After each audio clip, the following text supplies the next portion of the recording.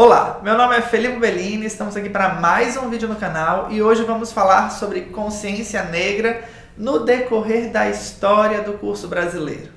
Esse vídeo é especificamente sobre a história do Brasil e a gente vai entender através das leis como é que ocorreu a emancipação dos negros e compreender certas distorções relacionadas ao racismo que vivemos hoje. Vamos entender de onde surgiram as políticas afirmativas e como a gente compreende elas no contexto atual. A consciência negra é a consciência do povo negro sobre sua história, tradições e concepção de cidadania no mundo atual. Esse vídeo, então, ele vai nos oferecer um panorama. O importante é a gente refletir determinadas questões e aumentar o debate, gerar discussão. Para isso, eu preciso da ajuda de vocês. Compartilhe o vídeo, mas também e até principalmente comente. Vamos conversar sobre, vamos discutir as percepções. Bom, antes a gente tinha o Brasil colônia.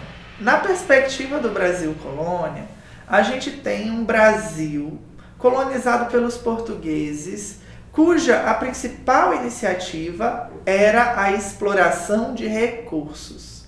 Então, o Brasil era visto como um grande terreno, onde a principal perspectiva era como se podia tirar riquezas do Brasil e levar essas riquezas para a comunidade centro-europeia, no caso do nosso colonizador, Portugal.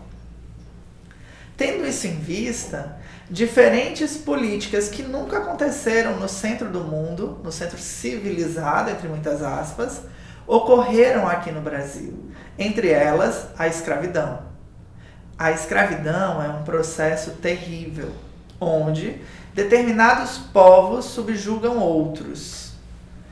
Aqui no Brasil, os escravos eram oriundos de duas etnias, os índios nativos, pouquíssimamente escravizados, e os negros oriundos da África. Diferente da noção de relação de escravidão por conquista de povos que existia na África, o que existia era um sequestro de habitantes do outro continente que, vindos para cá, sem relação com o espaço, sem noção de natividade e subjugados, sem armas, eles eram colocados como escravos, cujo o escravo não era apenas aquele ser, mas também todos os seus descendentes. Vejam que na noção democrática e na evolução das leis no Brasil, o negro, em diferentes vezes, ficou por fora. Antes por ser escravo, agora por ser segregado. Vamos entender isso. Primeira lei que a gente tem de inclusão no Brasil é a chamada Lei da Educação. A Lei de Educação era uma lei que visava oferecer a educação pública e dizer que os professores tinham que estar atendendo essas comunidades. Ela excluía diretamente os negros, afinal eles eram escravos. Em seguida, a gente tem a Lei das Terras, em 1850, que dizia que os negros não poderiam ter terras. Então, há uma decisão afirmativa de que não havia possibilidade de registro de terras em nome de escravos. Em seguida, a gente vai começar a ter as leis que viriam a dar a abolição da escravatura. Mas veja como elas foram graduais em um processo no qual o desmame dos senhores foi feito para que eles não houvessem muitas perdas e conseguissem se adaptar. Então, eu tenho a lei do ventre livre. Os nascidos de escravos não seriam mais escravos. Depois de 200 anos de escravidão, de 300 anos de escravidão, começou a ter essa perspectiva. Em seguida, a gente tem a lei do sexagenário.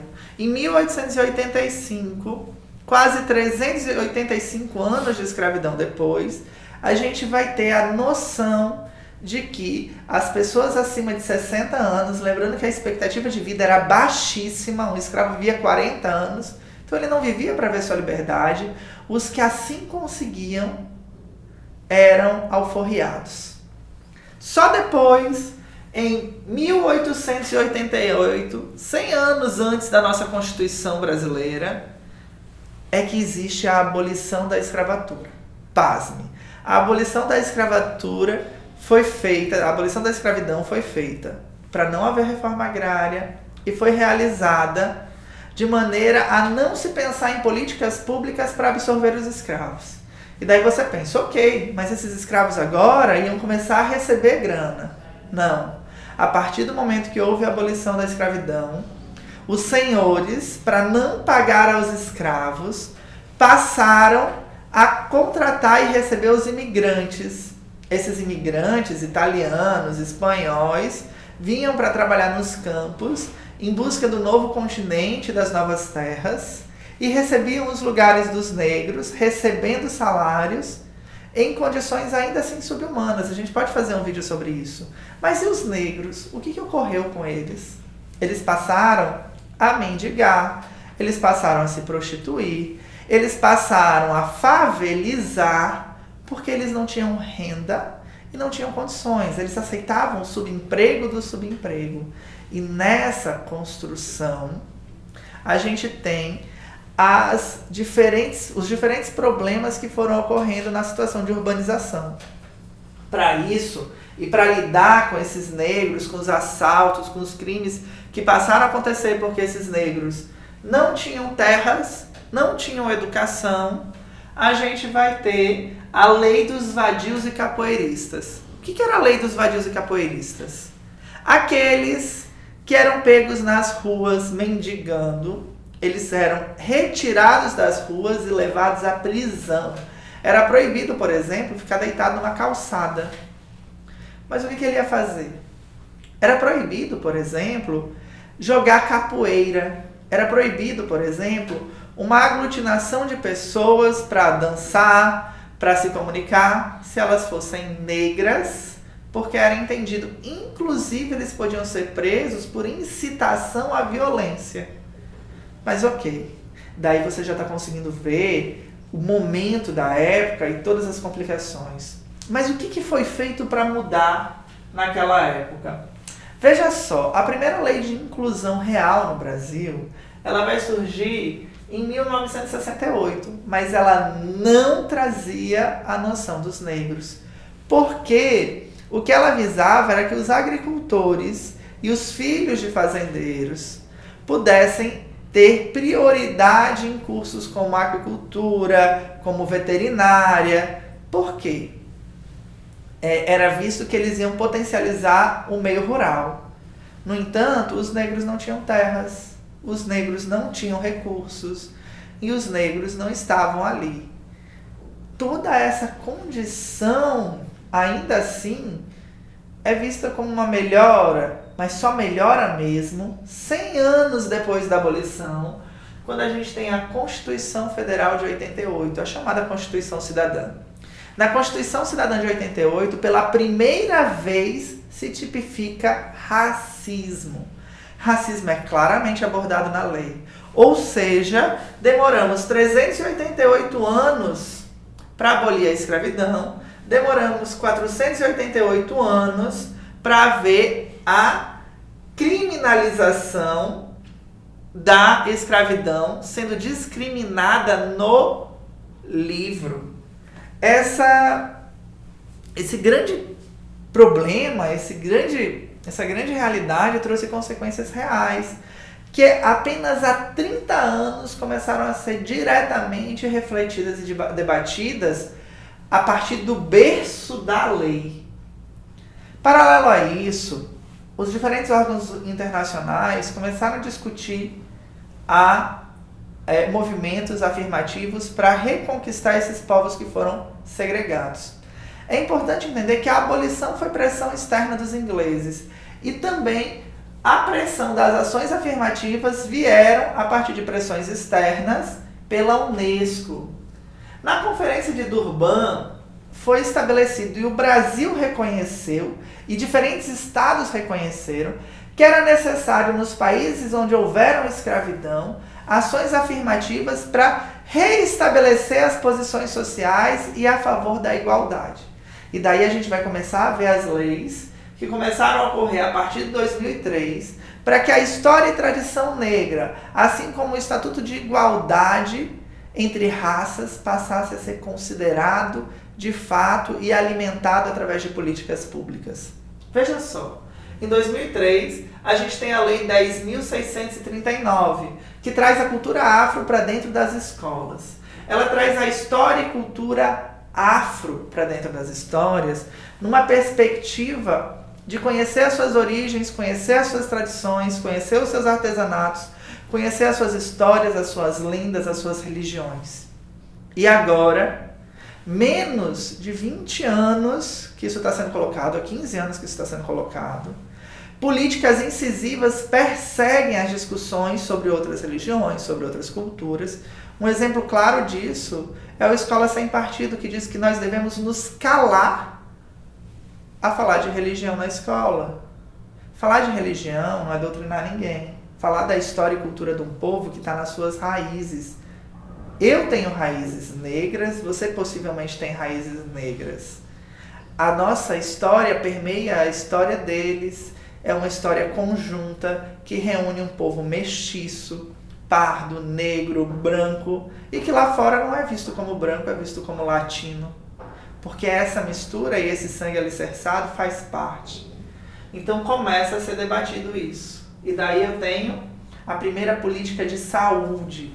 Política de saúde para negros, que não é esse o nome, ela estabelece que os postos de saúde, as UPAs, devem ser colocadas dentro de espaços onde há comunidade negra. Hoje, a gente tem uma situação explícita em números e estatísticas da condição dos negros. Veja só, quem mais ocupa as populações carcerárias? Os negros. Quem menos tem acesso à universidade pública e privada? Os negros. Quem menos usa o serviço de saúde público? Os negros. Percentualmente, essas estatísticas mostram o quê? Se na saúde a gente tem, no médico, a gente tem quase 10 a 20% de diferença entre brancos e negros, brancos, pardos e negros, quando a gente vai para o dentista, é quase 50% de diferença. Esse choque mostra que ainda hoje as periferias não são atendidas e visa, então, essa lei da política de saúde, visa a oferecer tanto estruturas para essas comunidades que não estão sendo atendidas, como combate ao racismo institucionalizado nos cursos de medicina e nos postos de saúde e nas comunidades que atendem essas populações. Então não é cota em hospital. Olha que louco como as notícias são colocadas, né? Em 2010 a gente tem o primeiro Estatuto da Igualdade Racial. O Estatuto da Igualdade Racial é a Lei 12.288. Pouquissimamente colocado em voga, ele propõe o entendimento e a discussão de que as raças são igualitárias e que ambos têm história e que nós devemos conhecer a história de todos. Que todos têm direito a ir ao shopping, que todos têm o direito de ver um cinema, que todos têm direito a entrar em espaços públicos. Por fim, a gente vai ter só em 2012, há 6 anos atrás, a Lei das Cotas.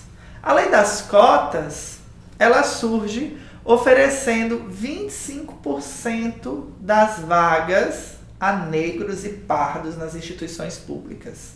A proposta é que, de um condizente de 50% de vagas dados a pessoas cotistas e com problemas